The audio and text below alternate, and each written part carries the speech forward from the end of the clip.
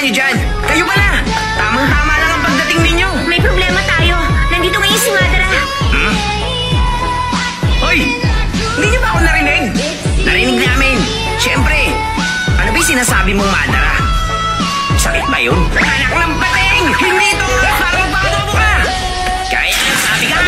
Alay! Alay! Akamaru! Hoy! Ano ba ginagawa mo, Akamaru?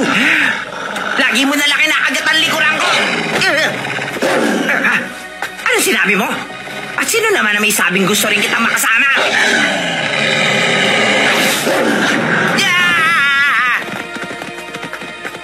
Ano yun? Nag-away ba kayo ni Akamaru? Anong ibig sabihin nun? Palagi naman siyang ganun eh. Nakakainis! Sana imbis na aso, pusa na lang ang nakasama ko. Pusa? Ang totoo kasi niyan, mas mahilig talaga si Kiba sa mga pusa. Siya nga pala. Teka, ano nga palang ginagawa niyong dalawa rito? Huwag niyong sabihin sa akin nagde-date kayo, ha? Syempre hindi, no? Ano bang pumasok yan sa... Huwag na huwag mo siyang hahawakan. Tatapusin kita.